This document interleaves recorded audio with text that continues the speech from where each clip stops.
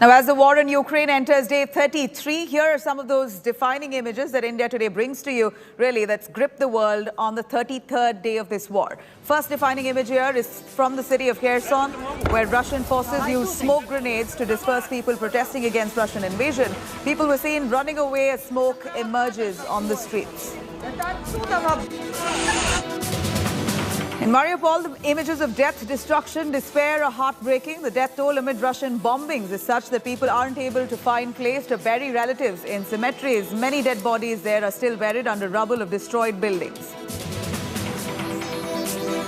And only big cities have come under Russian attack. Smaller towns too have not been spared. Villages like the Lukashenka east town of Kiev also has been damaged. Images here showing a Russian tank that's marked with the symbol O taken by the Ukrainian army, as well as damaged buildings in that village. Images on your screens here coming from three small villages near the capital city of Kiev. Bishiv, Stroyanka and Stinyaki villages here, complete ruins after intense shelling by Russian troops. Several military equipments are now seen destroyed, leaving a trail of destruction. And the second largest city of Ukraine, Kiev, is now in shambles. Images here show rescue teams in action. In fact, dousing fire, helping stranded residents out of the ravaged region. Rescue teams also seen conducting a search operation for victims of the Russian airstrike.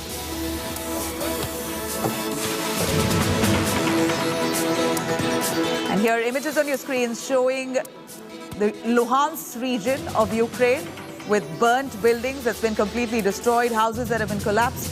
Images here showing captured residents facing major humanitarian crisis as they survive living in deserted streets with collapsed buildings amid mass destruction. And images on your screens here showing Ukraine's western city of Lviv, where firefighters can be seen dousing flames at a site of fuel storage facilities hit by cruise missiles on Sunday as Russian attack Ukraine continues for the 33rd day.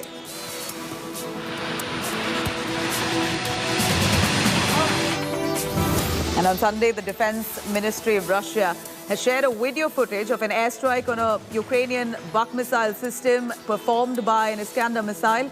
Another video that's been released by the Defense Ministry on Saturday allegedly showing destroyed Ukrainian command posts captured by Russian troops in the Kiev region.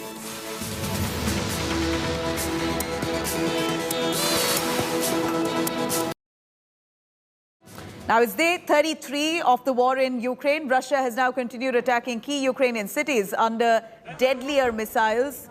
In the phase 2 of this invasion, villages near capital city of Kiev are also in complete ruins after intense shelling by Russian troops. In Kherson, Russian forces used smoke grenades to disperse people protesting against the Russian invasion.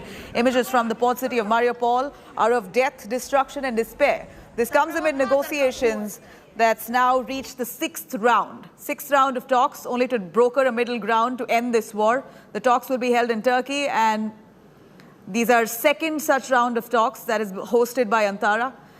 Meanwhile, Ukrainian President Volodymyr Zelensky has accused the West of lacking courage as his country fights to stave off Russia's invasion.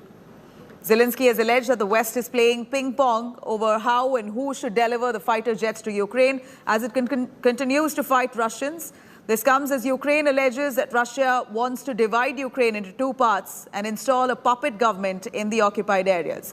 Now, Ukraine has said that the resistance will grow into total guerrilla warfare and derail Russia's plans to successfully have a proxy government in Ukraine. Попереду і новий раунд переговорів, бо ми шукаємо миру, реально, без затягування. Як мені доповіли, є можливість і потреби для очної зустрічі вже на території Туреччини. Це непогано. Подивимось на результат. Наші пріоритети у переговорах відомі. Суверенітет, територіальна цілісність України не підлягають сумніву, дієві гарантії безпеки для нашої держави обов'язкові. Очевидна і наша мета – мир і якнайшвидше відновлення нормального життя в рідній нашій державі. І сьогодні той день, коли знову і знову переконуюсь, наскільки далеко ми від Російської Федерації. Уявіть, вони там в Москві переполошилися через моє інтерв'ю російським журналістам, тим із них, хто може дозволити собі говорити правду. Коли журналісти вже готувалися до публікації нашого інтерв'ю, ми говорили з ними сьогодні в день, російське цензурне відомство вийшло з погрозами. Так і написали, вимагають відмовитись від публікації розмови. Це було би смішно, якби не було би так трагічно. Знищили свободу слова в своїй державі, намагаються зруйнувати сусідню державу. Зображають себе глобальним гравцем, а самі при цьому бояться відносно короткої розмови з кількома журналістами. Що ж, якщо така реакція, значить ми все правильно робимо, значить вони нервують. All right, 33 days on and this war shows no signs of ending. We have Rajesh Pawar, who's bringing us all the ground reports from the war-torn region.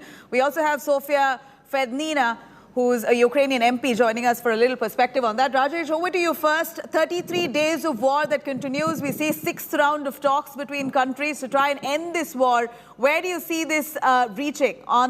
Today, in fact, we hear that several villages on the outskirts of Kiev have been targeted extensively. So it's not just the top key cities of Ukraine that's now under target. We're seeing those areas that are considerably low-key, low-lying, also currently under fire. Look, as you were talking to me, as you were asking these questions, just now 4 blasts have happened in Kiev. In the last 3 minutes, 4 big blasts, probably on the outskirts because they're not very close to the center, about 3 to 4 kilometers from here. 4 blasts have happened in last 3 to 4 minutes now in Kiev city. That's one. As far as small areas are concerned, let me tell you the Russian strategy is to occupy as much of territory as possible in the east and south of Ukraine. And this capturing of small towns or cities and villages in these areas is a part of their strategy. They are avoiding big cities, big population centers. They don't want to enter those areas. But as far as the small towns and villages are concerned, they will continue to occupy them. They'll keep approaching. One more blast has happened just now. One more, it's a 5th blast in last 5 minutes. So they'll continue to approach towards River Dnipro from east and south. Right. And I think their aim is, in the second phase, to capture the entire landmass east of River Dnipro and continue bombing. One more blast. This is after a long time we are having this blast in Kiev now. They're going on right now as we talk. Continuous blasting. Right, 3, 4 blasts now again. So this strategy will continue till the time they reach River Dnipro, and I think their aim is in the second phase of their operations to occupy as much of landmass as possible up to River Dnipro, and keep bombarding the western part of it, Lviv, Ivano-Franko, to keep the pressure on Ukraine. Over to you. You know, we see that Ukraine has been stiffly fighting back. In fact, Moscow's troops there, as they inch closer, we see Ukrainian troops there on high alert. They're trying to fight back. Doesn't seem like they're far too successful in many of the surrounding areas of Kiev. And you say that bombs have just, attacks have just happened in the capital city of Kiev, and you're right there. And we're really worried for your life. You know, Rajesh, if you can really show us the situation behind you, if it's okay, if you're allowed to do so, no, give us a sense of the environment. See, I'm in the center of the city right now. These blasts are somewhere on the outskirts, which I heard 5 to 6 of them in last 5 minutes. And some of them were really huge blasts, approximately maybe 5 kilometers from the city center. And where were those blasts targeted at? I have no idea about them because I'm right now in the center. They just happened 5 minutes back, and I could just see the loud bang of these blasts. But it is on the outskirts. My guess is about 5 to 6 kilometers from the center. So is there any damage that's been reported with the blast that has happened in the capital city of Kiev? Was that a particular target? They are happening as I'm talking to you. One more just happened. They are happening as I'm talking to you. Gosh, what kind of blasts are these? Rajesh, what kind of blasts are these? Look, these can be rocket attacks because Russian forces are quite close. The whole city is within their artillery range and the range of the rockets. One more happened just now. One more. They are attacking somewhere. I think this didn't happen last 48 hours. And this could also be, let me tell you one more thing, firing from the Ukrainian forces. That is also possible, you know, because Ukrainian forces on the outskirts of city Kiev are also doing counteroffensive. They have also been firing on the Russian defenses outside the city of Kiev, and they've been firing a lot of anti-tank weapons. Some of them, when you fire an anti-tank weapon, makes a lot of noise, and it appears that probably a bomb has fallen somewhere. But since I'm in the center and these positions are quite away, These positions are at least 10 to 11 kilometers away. And if I'm hearing the bang here in the center of the city, then they are probably missile attacks or big rocket attacks. Could be from either side, from Ukrainian side or from the Russian side. Over to you, Nabila. You know, Rajesh, as much as we thought that capital city of Kiev largely is safe because Russian troops are trying to deter the spirit of Ukraine as long as they come down to the demands that Russia has made. But here it appears now they're stepping up their attack. They're venturing into the capital city, Kiev itself, where you are. Do you feel threatened? What's the situation of civilians who are currently living in Kiev? We know millions of them who have fled, but yet there are many who want to stay back and fight for their country. What's the real scenario of those locals who are currently in the capital city? Look, Kiev has been relatively safe in last 1 month since the war has started. That was the assumption. Let me tell you. I mean, just because why I say so is, contrary to the pictures coming all over media, international media, Indian media, Kiev has been decimated. Buildings have been flattened. There will be hardly not more than 10 to 12 civilian complexes or civilian residential areas which have been targeted so far in the war in last 33 days. So Kiev has been largely safe, largely okay. They have allowed all supplies to come in. Trains are still leaving Kiev towards Lviv and coming back. Supplies are coming to supermarkets. Internet is functional. Electricity, water, gas, nothing has been cut off. Though Russian forces still stay outside, they have camped outside the city on 3 directions, north, northeast, and northwest. But as far as civilians inside the city are concerned, I could say now, like initially, first 2 weeks of war were difficult. Supermarkets went empty. But now, again, things have become more or less normal for the people who chose to stay back in Kiev city. Over to you. Right. You know, when you say normal, if you can show a last look, what's behind you, Rajesh, a quick look on the kind of scenario that prevails in the capital city of Kiev. Because you say normal, we know that this capital city has been bustling, thriving at one point. It's now completely silent, barely any movement. Yeah, that's true. But when I say normal, I really don't mean normal in the sense of a normal life. It is normal in the sense that unlike cities like Kharkiv, Sumy, Kherson, Mariupol, they have really gone through literally hell. That way, Kiev has been relatively spared and things are not so bad here compared to these 4 or 5 cities I've just named you. So that way, this is what I meant by normal, not normal in the sense like normal life you have in a normal city without war. Absolutely. You know, Rajesh, you yourself out there exposing yourself, you're putting your life under risk while you bring us this report. Thank you very much. Request you to stay safe and stay indoors as much as you can. Let me quickly cut across to Sofia Fedniana, who's a Ukrainian MP joining us for a little perspective here. Sofia, we know this war has entered day 33. Our reporter, our correspondent on ground tells us that there are 5 blasts that have taken place right this minute in the capital city of Kiev. What's the hope that Ukrainians have at this point after a month-long of war? Greetings to everyone from Ukraine, and I just also have been to Kiev, and I also have been a few days ago to the front line. And I would say that far away from Kiev, from the other cities, from the front line, everything seems to be more scary than inside. But when you are in Kiev, you feel the strength of Ukrainian army that is protecting the capital, and the people who remain in Kiev are very strong and they are helping the army. So there is no panic, and everyone is working for the victory. Second point, that's the rockets, the ballistic missiles. The Moscow Federation is shelling the capital today, and day before yesterday, my native city of Lviv, nearby Polish border. Yesterday, it was the city of Lutsk. These are caliber rockets that are being launched from Sevastopol, from occupied and annexed Crimea.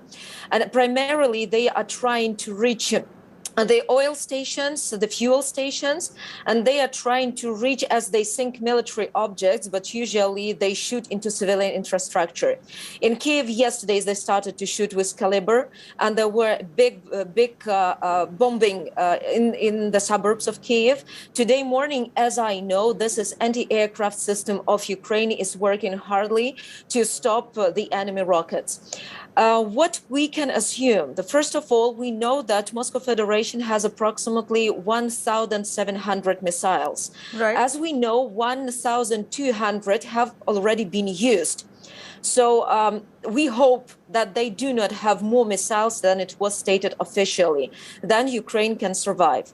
The second point is that Moscow Federation shell in different cities of Ukraine is not intended to go into any negotiations. And the negotiations that are being kind of held, that means that they just try to keep time to get stronger and to rearrange the forces. The next point is, as I've been to the front line, what I have seen on the south of Ukraine, first of all, the people who live already in liberated villages and cities, they really support Ukrainian army, and they really accuse the Moscow army about this intervention.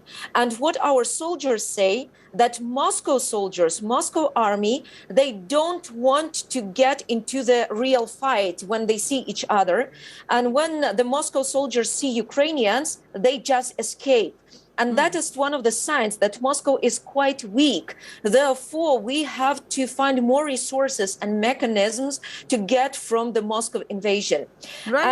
As I see, we know there's been desperate, exasperated pleas coming in from Ukraine. Your President Zelensky has been appealing to the West for more fighter jets, for tanks, to really sustain this defense from your end. But so far, that hasn't come in number.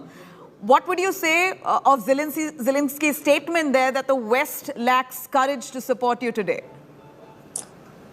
I would say that at some point, Zelensky himself, a few years ago, was lacking courage to fight.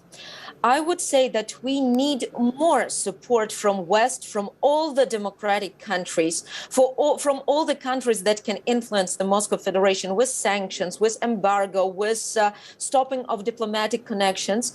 But at the same point, we are really grateful for all the support that we get. And the day before yesterday's speech of Biden, in which he said that the United States and all the civilized world is with Ukraine and Putin has to go, I think it has the symbolical meaning, as was the speech of the President Woodrow Wilson in 1917, encouraging all the democratic countries and encouraging the society of their people, of their citizens, to unite against Putin, to unite in favor of Ukrainian victory. We see that Putin is already threatening Poland. He is already threatening Baltic countries. And finally, we have to understand that being neutral in the question of Putin's aggressions in Ukraine means to support Putin, and staying somewhere aside, it means to give Putin more mechanisms to kill people. So therefore, once again, a plea to both Indian government and Indian society to withstand this harmful and awful and cynical aggression, and to unite not only around Ukraine, but to unite in favor of democracy, respect to human rights, and stopping terrorism. The terrorism from Moscow Federation. And what we see is absolutely tragic, a large-scale humanitarian crisis that unfolds on the 33rd day. It seems unabated. This war continues. But as Zelensky says, these are attempts by Russia to divide the country into two, like the Korean scenario. While you say that, there's also 6th round of talks that's currently underway. And we hear, sources tell us that Ukraine could finally be discussing neutrality as part of peace talks. What would you say to that? I would say that the talks should go on because there's diplomatic stuff. But actually, neutrality for Ukrainians means non-existence. We are ready to discuss the neutrality of Moscow Federation. We are ready to discuss. I mean, I speak on behalf of Ukrainian people, of Ukrainian citizens. We are ready to discuss the demise of Moscow Federation. We are ready to discuss the punishment for aggressor. And I do not support the thesis when some politicians say that we have to back off to the positions of the 24th of February, and then we are ready to discuss something. Unfortunately, since the 24th of February invasion, we have thousands of killed by Moscow Federation. We have thousands of wounded. We have millions of people who lost their homes. We have dozens of cities that have been demolished. And I do not think that we can return back to some positions of the 24th of February. We have to start the negotiations from the first position. Moscow Federation has to back off his troops and has to pay. Let's really hope that someone's listening. Moscow continues its offensive on day 33, and that's what we hear showing our viewers. Sophia, thank you very much. Our heart going out to all those civilians who've really been the true victims of this war.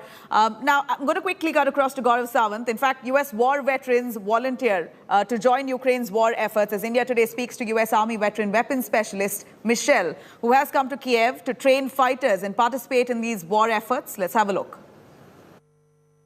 We're currently at the Kiev railway station. There's curfew in place. If you notice, it's pitch dark all around.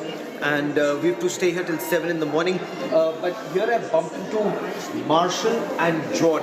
Marshall is from the United States of America. John is from Canada. And gentlemen, what brings you here?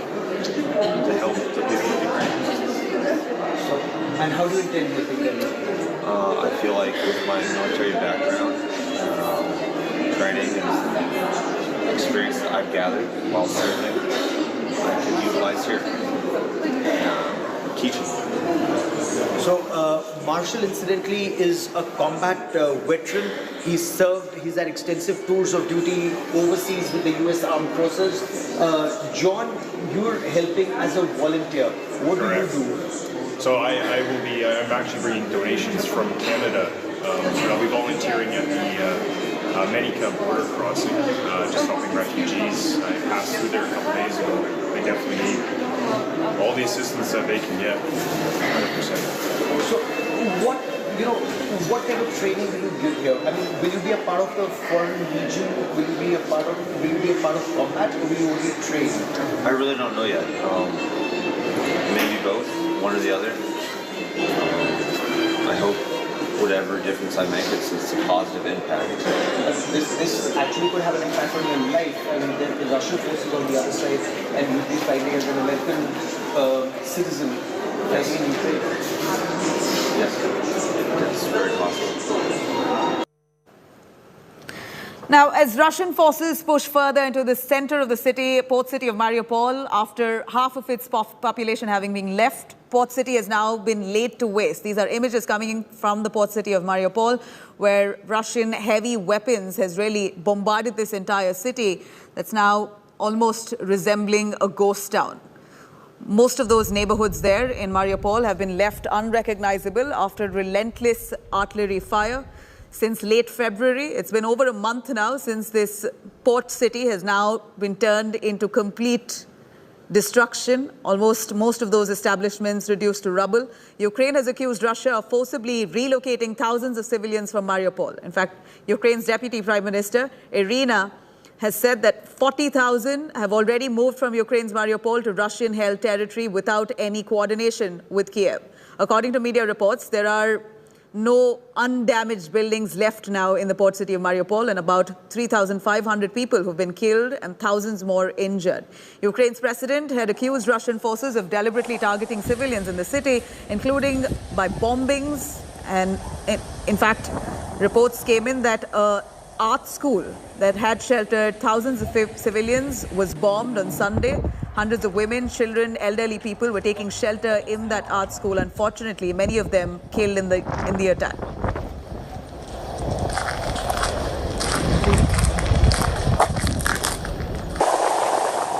Now, the war in Ukraine is showing no signs of abating. Over a month now, and Moscow's war machine is now slowing down. Russian Navy Buyan M missile boat launched 4 caliber cruise missiles, which caused massive destruction in Ukraine. Let's have a look at what went by.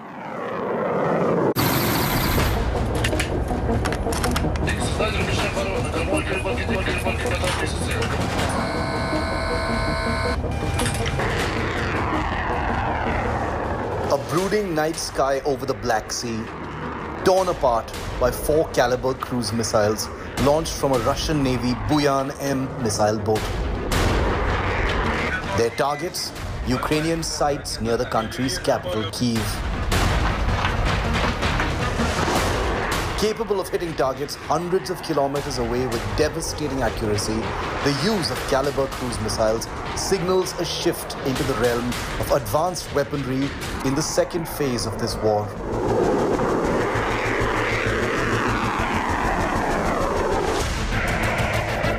The Russian Ministry of Defense has flaunted this video of the Iskander short-range ballistic missile as well, being used to target a claimed foreign mercenary unit using a Kiev shopping mall as a reloading base for its rocket units.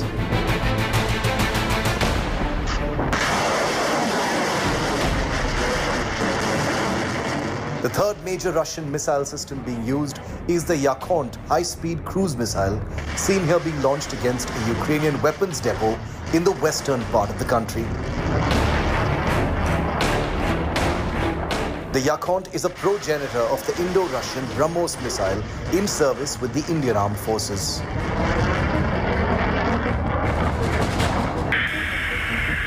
And the missile that Russia has used for the first time in combat, the Kinzhal hypersonic air-launched cruise missile, seen here smashing into a Ukrainian underground weapons depot. The Kinzhal is a nuclear-capable weapon that has of course been used only with conventional warheads in Ukraine.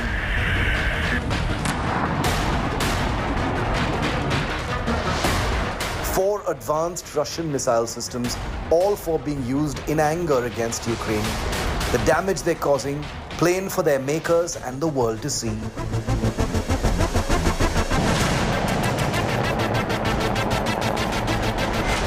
Of course, there's another Russian missile that's on operational alert amidst this Ukrainian crisis.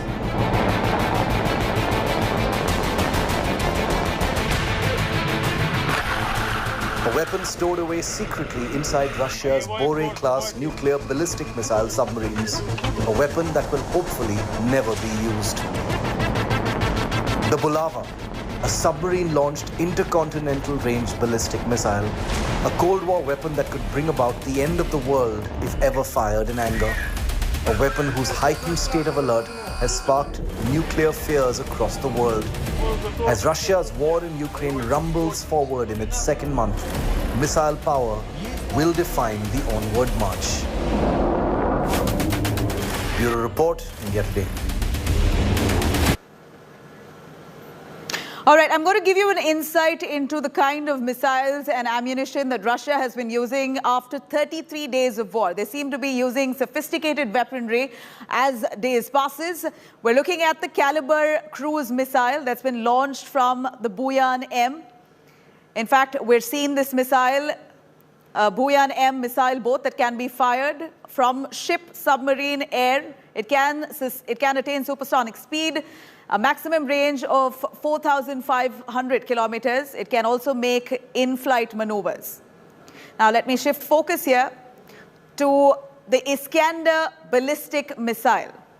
The Iskander ballistic missile, it's a radar-evading weapon, a system, famed pinpoint accuracy. It's also nuclear capable. It can trick missile defense, a hypersonic speed, also a range of up to 500 kilometers.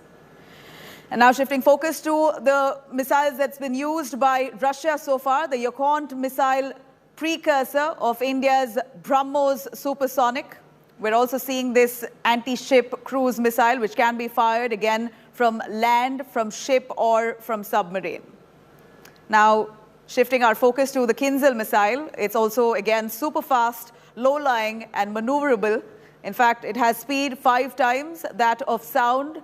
It can hit target about 2,000 kilometers away, and payload capacity of about 480 kgs, can also carry nukes. And it has conventional warheads, can change trajectory mid-flight, and no way to stop or intercept. Now, this is the kind of super pumped up, sophisticated weaponry that Russia is now using off its arsenal as this war enters day 33.